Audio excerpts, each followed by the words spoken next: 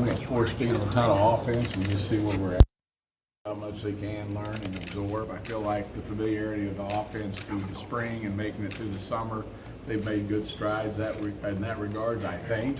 We're about to find out, but I'm optimistic that way. So it'll be interesting to see just how much we can absorb and how much offense we'll be able to utilize and be able to execute. How hard is that for a JT and a Brian who haven't really gotten out there on the field yet? Well, it's very hard. You know, when you haven't had a lot of reps doing stuff, it's like anything else we do. The more you do this interview with your little camera in your hand, the better you get at it. And, Arguably. Arguably, yes. I've seen that at quarterback play also. So, yeah, it all comes with repetition. We all get better, we hope, with repetition. What were your impressions of this offensive line coming out of spring? Well, I thought they competed very hard. I think that we got to continue to become more fundamentally sound up front. I think Will's done a real good job with that and putting some new pieces in there with some of these young kids coming in. It's going to be fun to watch the competition here and see how that unfolds. But I'm very optimistic about those kids. I think they're hungry. I think they realize they think they need to play better, and I think they will. So I'm excited about it. What do you think? I believe you've had staffs that have started true freshmen on the offensive line. Yeah, I've been one of them right here a long time ago. I think we had 3 freshmen one time, and 3 true freshmen in this league is not something you want to do. What does it take in order to be able to contribute right away? And just where? Well, number one is let's follow the General Nealon and let's look at that first maxim. Do you know what you do? Can you play clean football? So you got to understand your assignments. Then it gets down to who has the best production. You know, you're going to try to put your 5 best players on the field in the offensive line. So who can learn their assignments, who can not make mistakes, and who can execute and do the best they can. So we'll play the 5 best there, but it always gets down to who can make the fewest mistakes up front. What do you think about the idea of coaching around the offensive line? I don't think it's possible. What do you think about that? What do you? I don't believe it's possible. I don't think you can coach around your offensive line. Football's been a game of played in the line of scrimmage for a lot of years. At Purdue years ago, we threw it all the time, and everybody, well, you know, you're doing that to bypass your line, but we had a lot of linemen go on and play in the NFL, so we weren't winning the game because of the lack of the line play. We were winning because of the line play. We were just doing it a different way.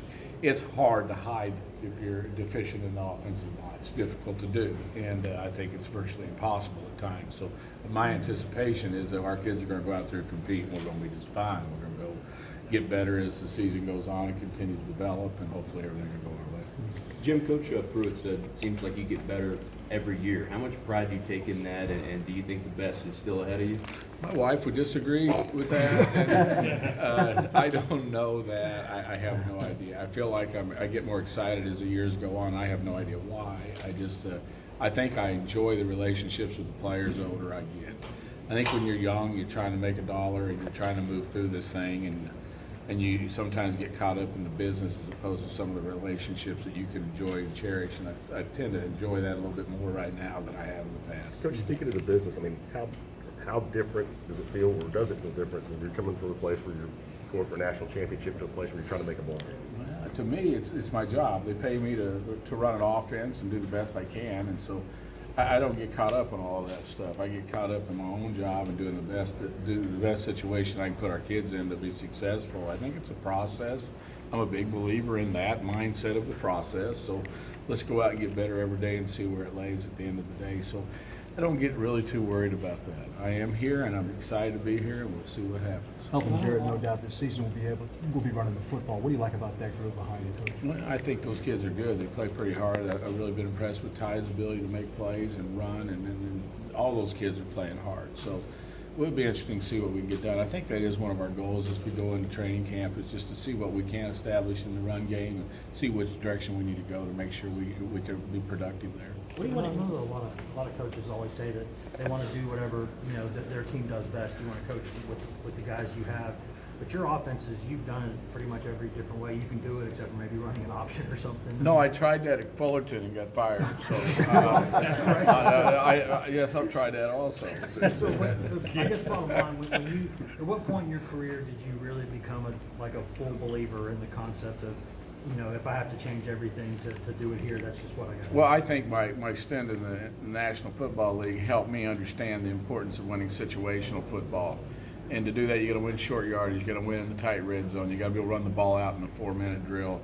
And to do that, you have to have physical mindset. And so philosophical change from the Purdue through the NFL years to here is that you have to be able to do a little bit of everything to be successful. You can't be one-dimensional. But still, I hang my hat on, if you're the most physical team, when you walk on the field, you got a chance. And we'll continue to try to do that. What do you want to emphasize with Jared over the next month? You know, playing clean football, distributing it around to our playmakers, and not letting him think that everything rides on his shoulders. I'm more worried about him learning all the protections and continuing to develop in that mindset so he keeps himself protected.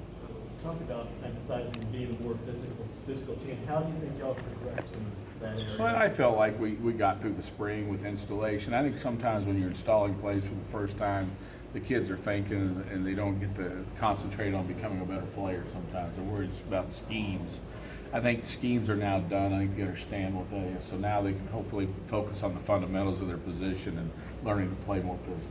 Jared talked to Hoover about feeling like he had freedom and control over his protections and checking plays at the line. From your perspective, how much freedom does he have? As compared much to as other he guys can that- handle.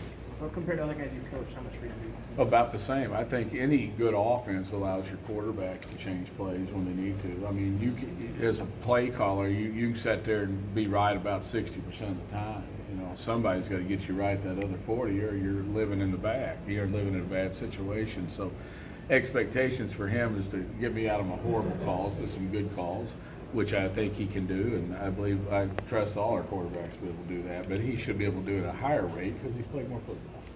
Jared and Jake Fromm at SEC Media Day said they got a lot of value out of just sitting with you and chatting, maybe not necessarily going over film.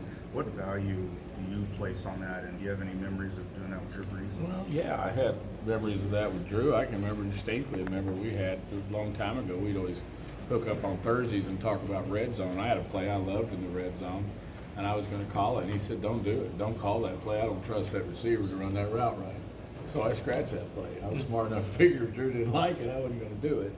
And so learning those things, and listen, the quarterbacks are, when they figure out you got their best interest in mind, and they'll do about anything you want them to do. And I think it's important that you hear from them on what they see.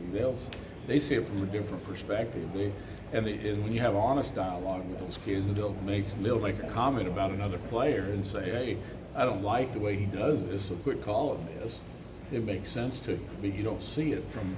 He's the guy sitting there at 7 yards deep with a bunch of guys trying to break his neck. He has a different perspective on it than I do. It's not my neck, which is damn good for all of us. How would you describe you and Jared's relationship right now? Very good, very sound. I've enjoyed Jared. I think he's going to hopefully have a good season for us, and he's hungry to do so. I think he's a very good student of football. I think he has a good aptitude, and he has a good feel for the game. I like Jared. We've developed a good relationship thus far. How much did you watch his tape last year? When I watched him play, when I last- got here, Yeah, how much did you oh, very little, very little. I don't. When I do these things, I don't go back and study a lot of what they are. I want to form my own opinions as we go through spring and stuff. But you're always watching what they did. But I see him do some nice things. I see some other things I question, but you never know. I mean, like I say, I'm optimistic where we are right now and very pleased. So we'll continue to grow. How important will it be to establish a clear backup through this game? It's very important. You got to be able to do that. You got to have someone you put on the field and trust to be able to execute the offense and see what happens. There'll be some good competition there. So I think it's important. How do you balance position before? You've been around some really good ones. What kind of weapon do you see Donwood Anderson being? He seems to physically just have the tools. Well, he does. He's a talented young man. It'll be interesting to see what we can get done with him. How many multiple positions can we let him play? That's always the trick on that position. How far can he take the game? That'll be, because in the spring we didn't really open up a lot of things for Don, but I do think he's a talented guy. And when he's got the ball in his hand, he does a really nice job of that. So he's going to be one of those guys that's going to be forced touches. You're going to have to say, hey, I've got to make sure he touches it X amount of times, because I do think he's a talent and he can help us win a lot of games. Jim, how do you balance continuity, find that continuity for the offensive line versus kind of waiting until the last practice? You know, everybody has a different opinion on that. My history says defensive coordinators and defensive head coaches think you can move those pieces around a lot. The day before the game, hey, he can go to guard, he can go to tackle. Those people who have worked with the offensive line try to get it in place way too soon. So I've always tried to figure out the harmony there. I think as soon as you can find your 5 best players and try to put them in the positions you need them at, the sooner the better. It's like anything else. But you also don't want to do it so early you're losing competition too. So we want to let this thing play out and see who the best players are. It'll be interesting. I'm interested about that. It'll be good to see. How would you describe where that sits right now? As far as the competition, well, I think with the young guys, it's interesting for me to see who's going to play the cleanest. I can't tell you yet who's going to be that. I don't know. I'm curious to see Darnell, see how he plays when he gets in here.